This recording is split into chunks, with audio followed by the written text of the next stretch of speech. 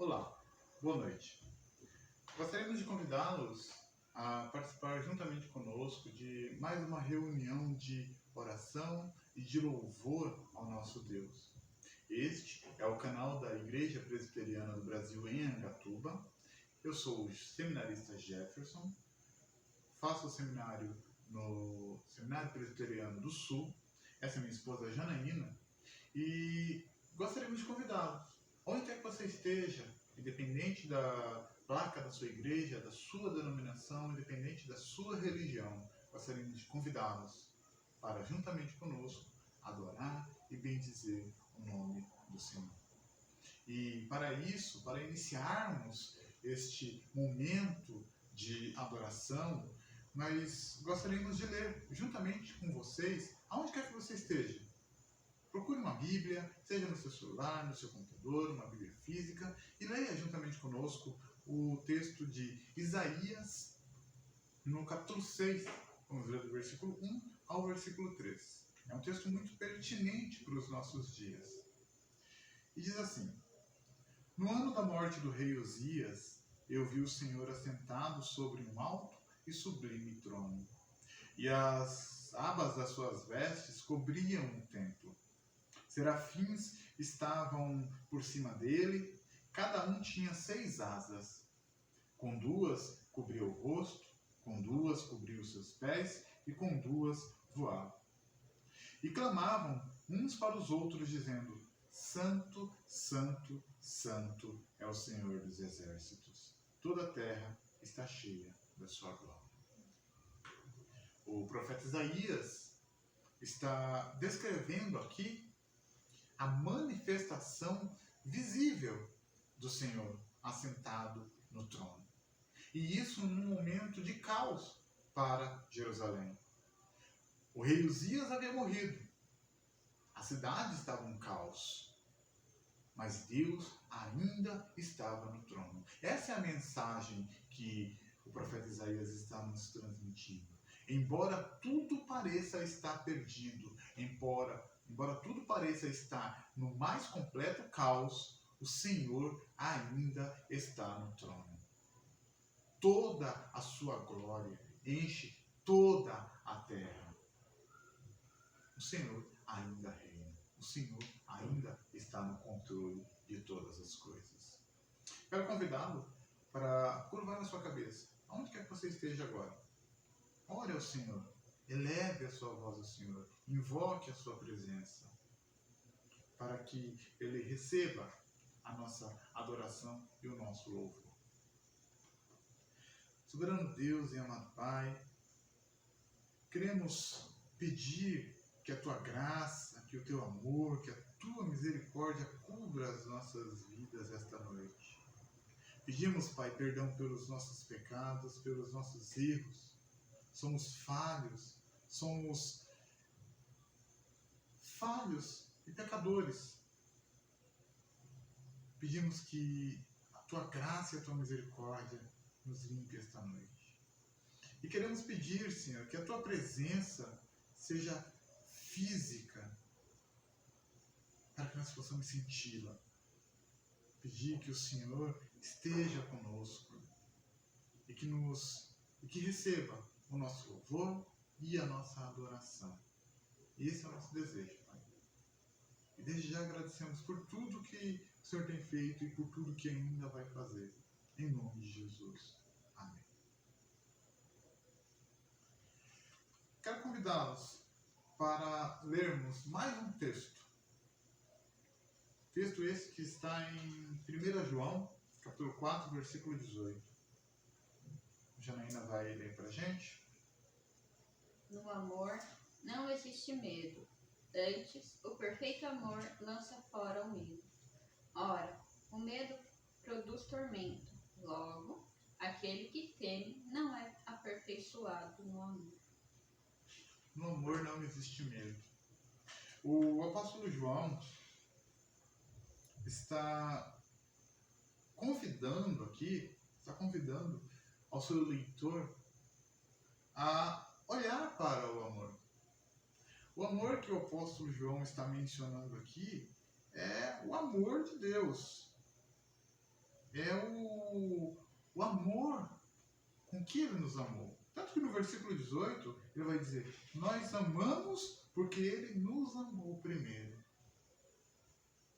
E nesse amor, no amor que vem do alto, no amor que se transforma de forma física e se entrega para morrer pelos nossos pecados, no amor transfigurado na pessoa de Jesus, o Filho de Deus, o Deus encarnado, nesse amor não pode existir medo. O apóstolo João está nos convidando a nos entregarmos para esse amor. Um amor que leva embora todo medo. Um amor que sobrepõe-se sobre toda a aflição, sobre toda a adversidade. Vivemos neste mundo hoje, nesta época, neste século, com medo. As pessoas estão com medo. As pessoas estão passando por aflições terríveis. Hoje as igrejas estão com suas portas fechadas porque uma pandemia de âmbito global tem mantido as pessoas presas em casa. As pessoas estão com medo, estão assustadas. Mas aquele, e essa é uma boa notícia, aquele que é encontrado na pessoa de Cristo é encontrado no amor de Deus, no amor que foi encarnado, no amor que nos representou naquela cruz. O amor de Deus, o amor com que Ele nos amou. Nesse amor não precisamos ter medo. Nesse amor não precisamos passar pelas aflições sozinhos. Nesse amor não existe medo. E é como ele diz, o medo produz tormento, e aquele que teme não é aperfeiçoado no amor. Quando amamos e quando somos encontrados em Cristo, os tormentos são meras aflições, passageiras, algo que vem e passa. Por isso, ele nos convida a não ter medo. Gostaríamos de cantar uma canção com vocês. Ela chama Eterno Lar. E ela fala sobre essa aflição que vivemos hoje.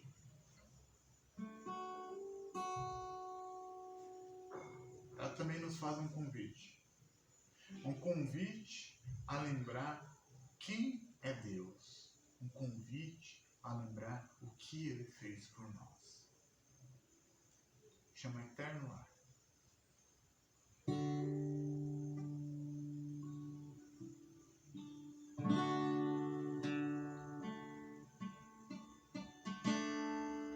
Quando o coração estiver aflito, se lembre de quem Ele é, para ver o Pai, olhe para o Filho. Deus que se revelou a nós, a vida eterna já nos deu. Alegria e paz começam aqui.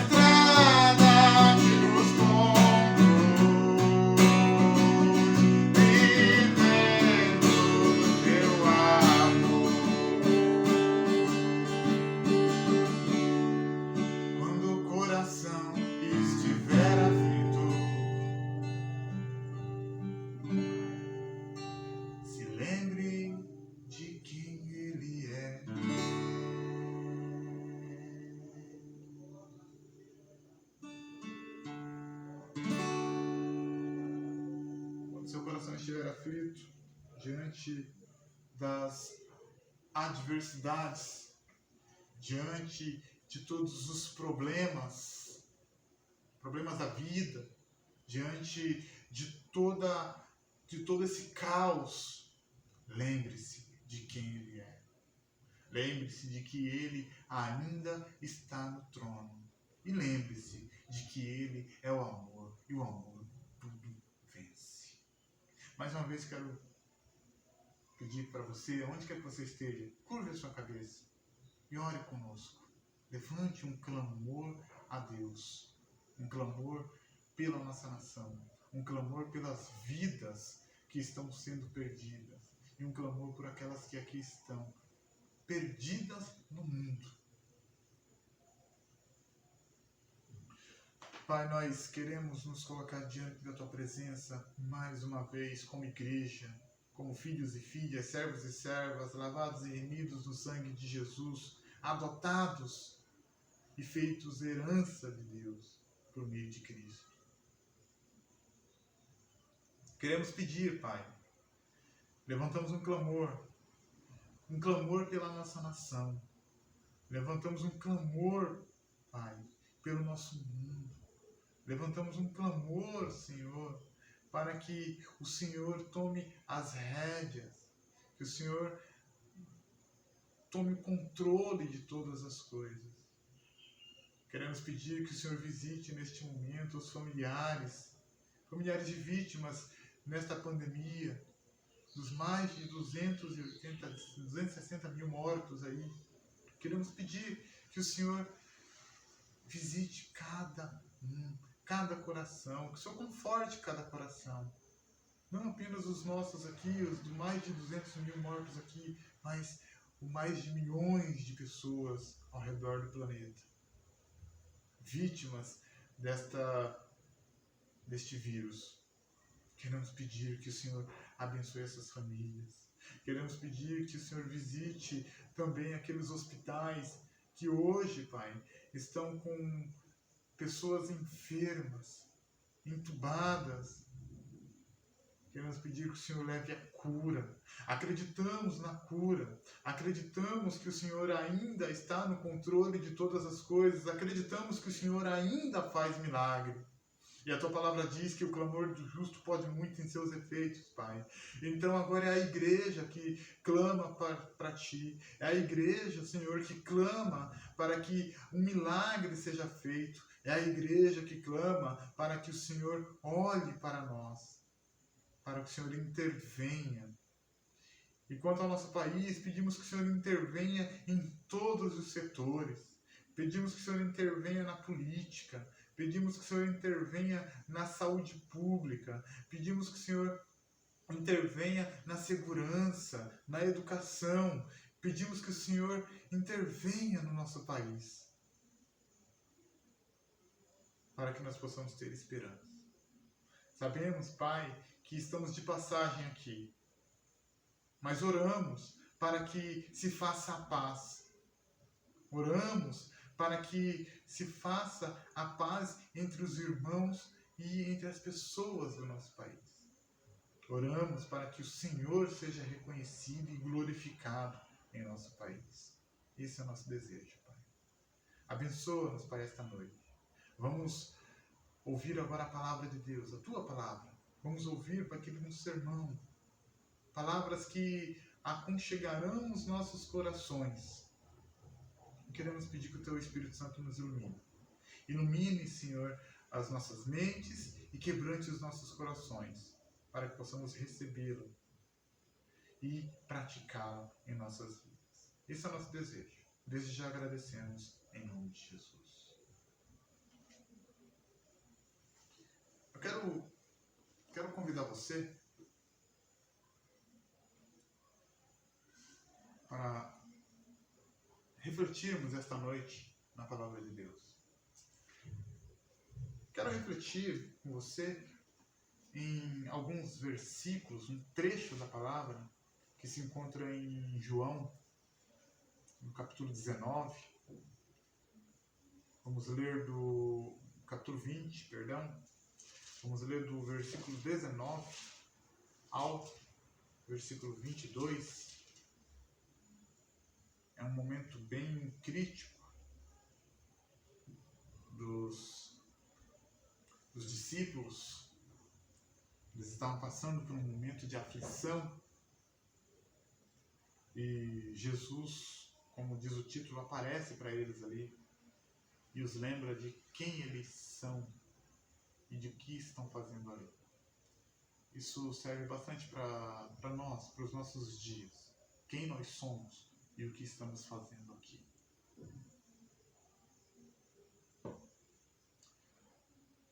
João, capítulo 20, versículo 19 ao 22, diz o seguinte: Ao cair da tarde daquele dia, o primeiro da semana, trancadas as portas da casa onde estavam os discípulos, com medo dos judeus, veio Jesus, pôs-se no meio dele e disse-lhes: Paz seja convosco.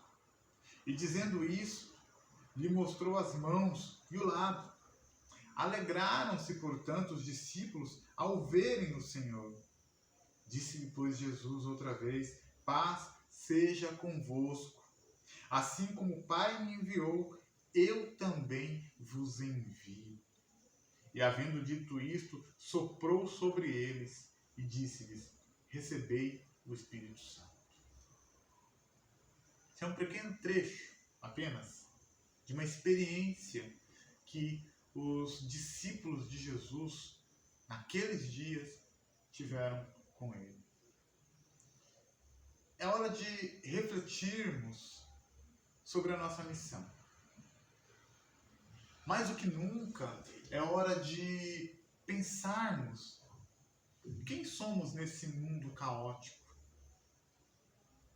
O fechar das portas da igreja física, o medo do inesperado, a sensação de inadequação e impotência quer nos fazer parar. A pandemia segue fazendo milhões de vítimas. Os governos seguem lutando para conter os danos causados por ela. As instituições seguem tentando se manter de pé. O medo, a insegurança, o vazio de sentido e a sensação de incapacidade têm tomado as pessoas que estão se escondendo em suas casas. Esses são dias de insegurança. Insegurança e medo para o mundo e para a igreja. Mas isso não é reservado apenas à igreja deste século. Nos dias de Jesus, sob a bandeira do Império Romano, a Palestina gozava de certa liberdade de culto. Os judeus podiam continuar com suas práticas de culto desde que não interferissem no governo imperial. Israel, naquele tempo, se dividia em grupos diferentes de fé, como os fariseus, que criam em anjos e em ressurreição. Havia também os saduceus, que não criam em anjos e tampouco na ressurreição. Havia os zelotes, que eram um grupo mais de agitadores políticos. E havia os essênios, que se acredita fossem judeus mais radicais na sua fé, ao ponto de se isolar da cidade, se isolar do mundo, a fim de purificar-se.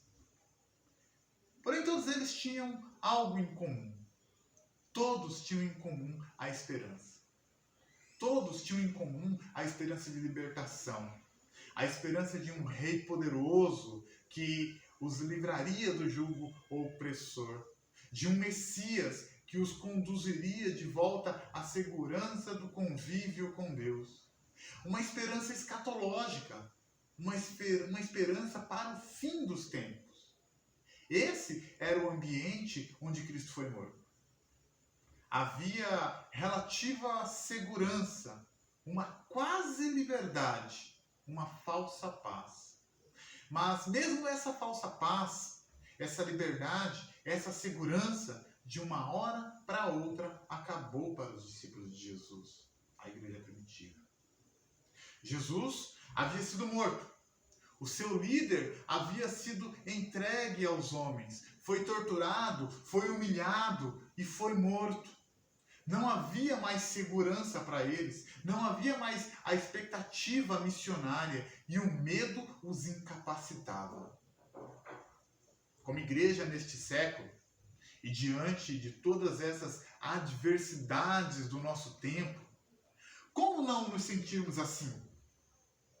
Ficamos inseguros com tudo que está acontecendo. Algumas vezes sentimos que a nossa missão parece não fazer sentido para este século. Noutras, sentimos que não somos capazes ou corajosos o suficiente para a missão. Mas saiba de uma coisa: temos uma missão. E a missão continua a mesma. Mesmo em meio à adversidade, a missão continua a mesma. E essa experiência dos discípulos pode nos ensinar algumas lições importantes para esses dias turbulentos que ora nós estamos vivendo. E a primeira lição que nós podemos tirar deste episódio é que o medo não pode nos parar. O medo não pode nos parar. Veja no versículo 19. Ao cair da tarde daquele dia, o primeiro dia da semana, trancadas as portas da casa onde estavam os discípulos com medo dos judeus, veio Jesus, pôs-se no meio deles e disse-lhes: paz seja convosco. Os discípulos estavam inseguros, estavam com medo. João descreve no versículo 19 que os discípulos estavam reunidos no primeiro dia da semana, no domingo, num ambiente fechado, com as portas trancadas, e estavam com medo. Eles estavam com medo dos judeus, seus irmãos que acabaram de entregar o seu líder para morrer nas mãos dos romanos. Esse medo era real, pois o seu mestre morrera bem na sua frente. E não demoraria muito até os encontrarem para também entregá-los à morte. Era natural, depois da fuga do jardim, a guarda para prender Jesus, a violência da ação truculenta do Estado na execução da prisão. E ainda teve o questionamento de Anás a respeito deles, no capítulo 18, versículo 19. Foi perguntado a Jesus sobre os galileus que o acompanhavam. E o medo também cresceu diante da expectativa criada pelo ensinamento de Jesus de que se ele mesmo sofresse, eles também deviam esperar o sofrimento. Por isso eles tiveram medo. O medo pode nos paralisar. O medo pode paralisar. Isso me faz pensar em pequenas presas de aves de rapina. Elas simplesmente paralisam diante do grande predador. E isso facilita o trabalho desses animais. Afinal, a presa indefesa está paralisada diante delas e a sua captura é inevitável. O medo desses pequenos animais causa a sua ruína. Não que o medo seja em si mesmo uma coisa ruim, mas que ao nos escondermos nele, demonstramos fraqueza diante de um potencial predador. As portas da igreja física estão fechadas. O momento é de atenção. O medo é o paralisador das nossas almas. Grande parte dos irmãos ao redor do mundo estão trancados em suas casas. E por que não dizer? Com medo. Porém, Cristo é a nossa segurança. Essa é a boa mensagem. A sua aparição aos discípulos nos ensina que, mesmo em meio à tribulação e à adversidade, sua promessa para a igreja ainda vale. Estou convosco até a consumação dos séculos. Essa mensagem deve resgatar a confiança perdida, deve lançar fora o medo. Aos discípulos ele disse: paz seja convosco. A semelhança do seu ensinamento em João 14, 27, 16, 33, a palavra da paz vinha para aliviar o temor. O Senhor veio devolver a segurança perdida. Veio dizer-lhes que tudo estava bem, que não precisavam temer. O Senhor Jesus diz à sua igreja que tudo está bem. Não tem nada a temer. É apenas um momento, é passageiro. A nossa segurança está em Cristo, que intercede por nós. Nele estamos seguros. Nele temos paz. Nele a igreja vence. Uma segunda lição que podemos tirar desta passagem é que Cristo vive. Cristo vive. Esta é a mensagem. Cristo vive. No versículo 20, ele diz: e dizendo isto, lhe mostrou as mãos e o lado. Alegraram-se, portanto, os discípulos ao verem o Senhor. Cristo vive. Essa é a mensagem. Entre eles, havia um esvaziamento de sua missão. E, ao ir ao seu encontro, Jesus os fez tocar nas suas chagas. Esse era um momento de identificação, um momento de fortalecimento. Ao mostrar as suas mãos e o seu lado ferido,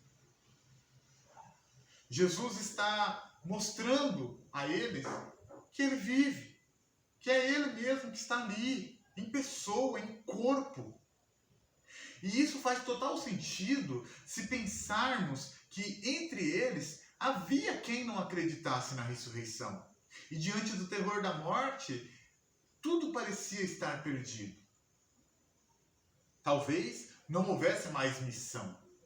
A expectativa da missão havia se extinguido ali. Mas, ao verem que era mesmo Jesus, se alegraram. Não havia mais espaço para tristeza, nem para medo. Jesus voltou. E com ele também voltou a missão, que por breve tempo havia se esvaído. Agora, porém, mais fortalecida do que nunca. Outro evangelista, Lucas, sugere que houve necessidade de demonstração ainda mais viva para despertar a convicção. Lucas 24, 37, 43. A convicção de sua missão. A convicção da mensagem do Evangelho. E mais uma vez, Jesus lhe diz: paz seja convosco.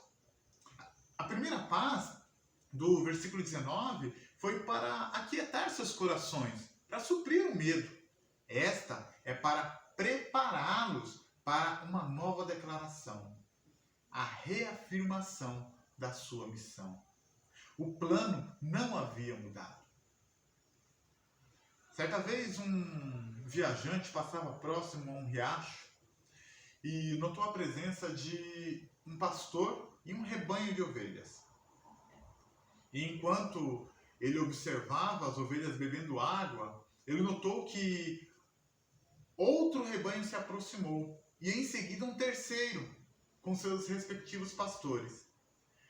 As ovelhas se misturaram ali, a ponto de transformarem-se em um só rebanho. Então pensou ele: agora é que eu quero ver como é que os pastores farão para separar esses rebanhos.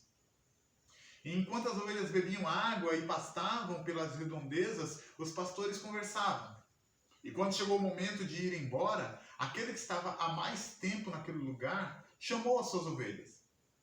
Todas as que faziam parte do seu rebanho levantaram as orelhas,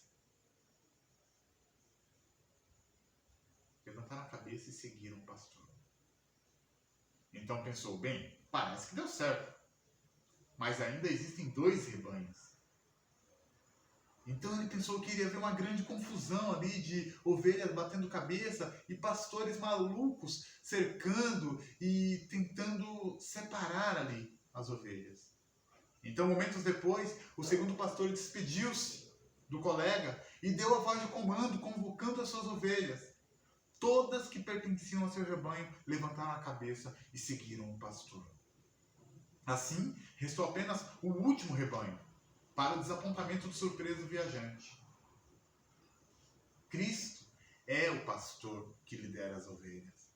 Os discípulos eram, nesse momento, como ovelhas que esperavam ouvir a voz do pastor. Eles seriam enviados como testemunhas de Cristo, ou testemunhas de um Cristo plenamente vivo. Nada mudou na missão. Em Mateus 28, capítulo 28, versículo 20, 18 a 20, Jesus comissiona a sua igreja a ir por aí pregando o evangelho. A tradução original do grego, de forma literal, é algo como: saiam por todos os lugares e testemunhem de mim e de meu Pai.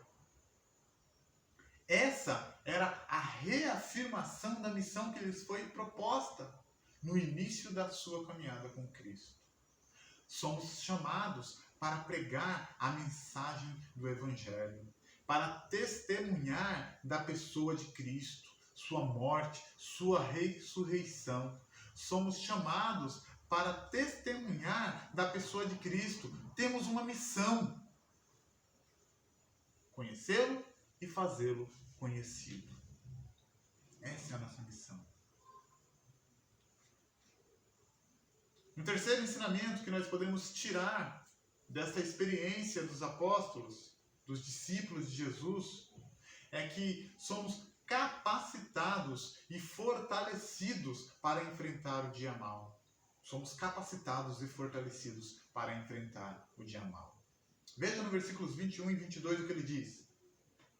Disse-lhes, pois, Jesus outra vez: paz seja convosco. Assim como o Pai me enviou, eu também vos envio. E havendo dito isto, soprou sobre eles e disse-lhes: recebei o Espírito Santo. O medo e a incerteza os fizeram se sentir incapazes. A derrota pode, assim como o medo, congelar nossas ações. E é fantástica a forma como o Senhor os capacita aqui. O soprar sobre eles me fez lembrar da criação do homem, Gênesis 2:7. Como que anunciando a nova criação, a restauração ao estado original do homem, que é glorificar a Deus, o seu Criador. Aqui é também capacitação. Como ele já havia prometido lá no capítulo 7, versículo 39, do mesmo João. Ele diz que haviam de receber o Espírito aqueles que nele crescem. Aqui, o soprar do Espírito foi o equipamento necessário para a tarefa que estava à frente deles. É curioso observar como em Êxodo 35, 31, o Senhor encheu de habilidade, inteligência e conhecimento a Bezalel, o artesão. Derramou sobre ele do seu Espírito para fazer isso. Aqui, o Senhor está fazendo a mesma coisa, porém, aqui ele está soprando. E ao soprar do seu Espírito neles, ele os capacita, os equipa para a obra a que foram chamados a realizar. Ele já havia feito isso antes, como relatado em Mateus 10, 1. Ele os chamou e lhes deu poder sobre os espíritos imundos e as doenças. E ele também fará adiante, lá em Atos 1:8, pouco antes da sua ascensão, dizendo aos discípulos: mas recebereis poder ao descer sobre vós o Espírito Santo. E serão testemunhas, tanto em Jerusalém, como em toda a Judéia e Samaria e até os confins da terra. Quando penso em capacitação, me vem à cabeça uma famosa frase de Albert Einstein. Ele diz o seguinte: Deus não escolhe os capacitados, capacita os escolhidos. Fazer ou não fazer algo só depende da nossa vontade e perseverança. Capacitar tem a ver com buscar recursos para efetuar uma tarefa. E tirando a motivação da sentença proferida por Einstein, sabemos que apenas Deus pode nos capacitar para a tarefa proposta. Os discípulos foram capacitados, cada um no seu tempo, para ser testemunhas de Cristo. A palavra testemunhas vem do grego martires, que quer dizer martírio. Eles foram martirizados, mortos, feitos testemunhas, exemplo para todos. E foram capacitados para isso.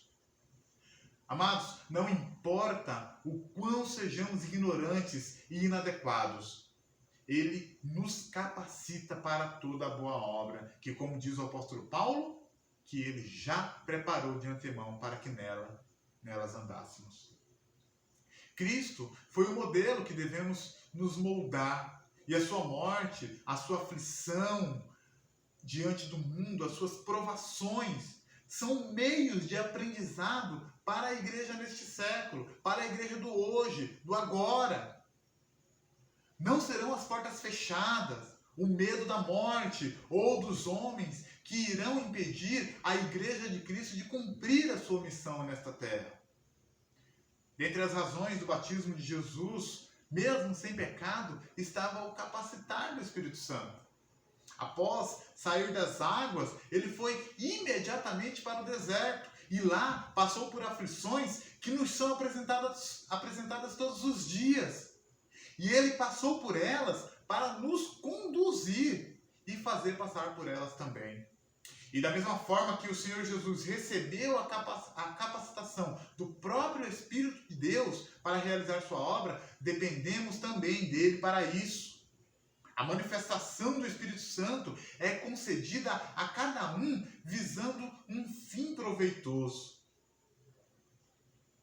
Concluímos, amados, que os discípulos estavam inseguros, com medo. Jesus restaurou a sua segurança e a sua confiança. Nesse momento, no momento da igreja, pode ser assustador, mas ele prometeu que estaria com a igreja todos os dias até a consumação dos séculos. Isso deve lançar fora qualquer sombra de dúvida. Isso deve extinguir qualquer medo. Também concluímos que os discípulos duvidaram da sua missão. E Cristo os lembrou e fortaleceu o seu objetivo para a igreja, que nasceria a partir daqueles homens. Que possamos ser, aonde quer que estejamos, testemunhas da pessoa de Cristo. Principalmente nesse caos que ora estamos vivendo. E por fim, o medo tentou incapacitá-los diante das adversidades. Cristo os capacitou, soprando neles do seu Espírito, para que, mesmo diante da morte, eles cumprissem a sua missão, que é pregar o Evangelho. Assim também nos capacitou para esse propósito. Nos deu talentos e nos encheu de vida. Anunciemos este Evangelho de vida. Usemos dos talentos que Ele nos deu. Eu tenho um desafio para você hoje. O meu desafio para você hoje é: não se entregue ao medo. Não se entregue ao medo. Ouça a voz de Cristo, o grande pastor das ovelhas. Ele está vivo e te chama para segui-lo. E use as ferramentas de que você foi dotado para anunciar o Evangelho. Não se preocupe se a igreja física está com as portas fechadas. Você é a igreja. Leve a mensagem de vida eterna para todos quantos a quiserem ouvir. Essa é a nossa missão. Anunciar Jesus Cristo é a nossa missão. É a missão da igreja. Temos uma missão. Vamos cumpri-la. Que Deus tenha misericórdia da nossa igreja. Que Deus tenha misericórdia do nosso país. Que Deus tenha misericórdia do nosso mundo. Pai, nós queremos pedir que a Tua graça e o Teu amor nos encubram. Se tivermos, Pai, se tivermos medo durante esse processo, que nós possamos entender a partir de hoje, a partir dessa palavra, a partir dessa mensagem, que o Senhor lança fora o medo. Se tivemos dúvida acerca da missão, que esta palavra que foi proferida hoje possa nos fortalecer o objetivo e a expectativa da missão. E se pensamos que éramos inadequados, incapazes de pregar o Teu Evangelho, incapazes de pregar a mensagem de vida eterna, que a partir de hoje, a partir desta mensagem, a partir desta palavra, possamos compreender que somos capacitados para toda a obra pelo Espírito Santo. Agradecemos, Pai, por nos lembrar disso. Agradecemos por nos lembrar que não precisamos ter medo. Agradecemos, Pai, por nos lembrar que temos uma missão nesta terra onde somos peregrinos. E agradecemos, Pai, por nos lembrar que o Senhor nos capacitou para esta missão. Agradecemos por tudo isso. Em nome de Jesus. Amém. Que o Senhor possa falar ao seu coração através dessa mensagem. E que este período, que é um período passageiro, possa ser uma passagem tranquila para você. Mas, enquanto nele, você pregue o Evangelho, use as ferramentas das quais você foi dotado para isso. E que Deus tenha misericórdia de nós e nos abençoe. Amém.